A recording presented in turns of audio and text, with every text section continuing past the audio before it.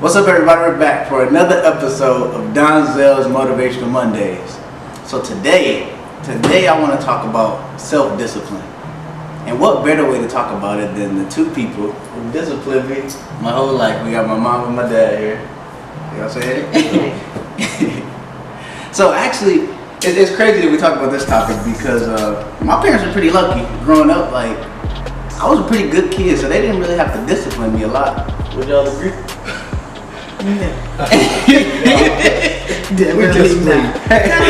We disagree. Alright, so before they even go into it, I was terrible as a child.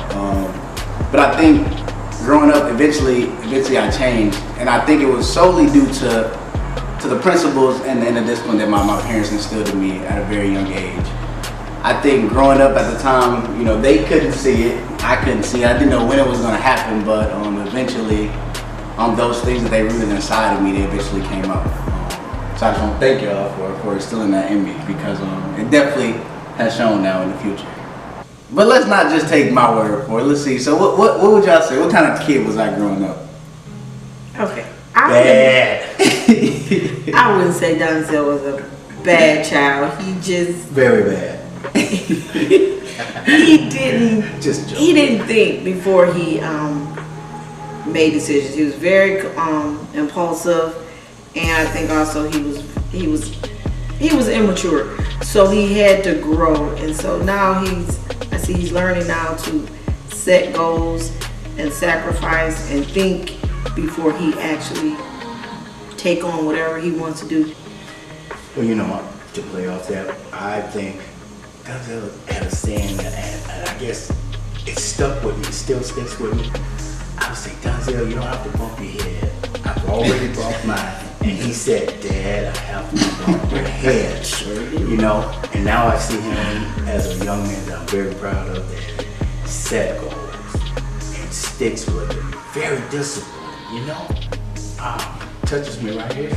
People, so what would be your definition of self-discipline if you just had to give them? I think my definition of self-discipline would be make sacrifice, to set goals first, then you sacrifice to meet those goals by disciplining myself to where, reading the Bible, for example, I want to know the Bible. There's a lot of temptations where I've learned to tune things out and stay focused and read through a couple chapters of the Bible. And at the end, I'm so proud that I was able to do that, and now I can do it consistently. I think it's to set goals and most importantly, to make sure when you set those goals, you're be making sacrifices to meet those goals. But more importantly, is keeping your emotions and everything. And so that's what we want to talk to you about today is self-discipline. And for me, I think tapping into what both my parents said, self-discipline sums it all up is doing what you have to do when you necessarily don't want to do it. I've shared this story before, but growing up, my parents, they would tell me, before you go to bed, that kitchen better be clean.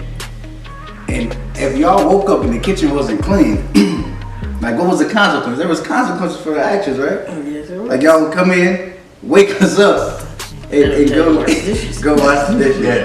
Yeah. And it's crazy because I find it funny how we get into this world now where you know, some of us we're parents, we're uncles and aunties, and we can discipline our children, our nephews, our cousins, but when we say that, when we give ourselves tasks that we have to do and we don't do them, we don't follow through, then there's no discipline that's enforced when we don't do what we have to do.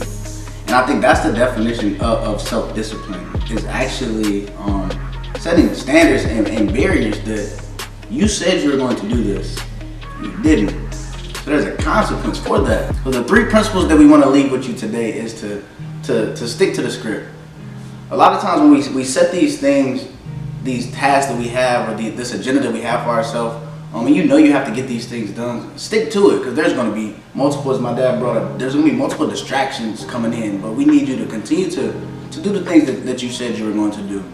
The next one is to take your feelings out of it. A lot of times we get caught up in what we don't feel like doing, or we're too tired. And the thing about self-discipline, like a lot of times you have to do things when you don't necessarily feel like doing it. And the last one is to punish yourself. Like with that, there must be some consequence for your actions. A lot of times, like we learn things from consequences, but with self-discipline, it's no one is punishing you. It's yourself. You have to set those restraints on yourself. We love y'all. Peace. God said we love y'all. Oh, We didn't know because you said it. You went right into it. We didn't know we were supposed to say. Okay, y'all ready? Y'all ready? 3. We love y'all. Peace.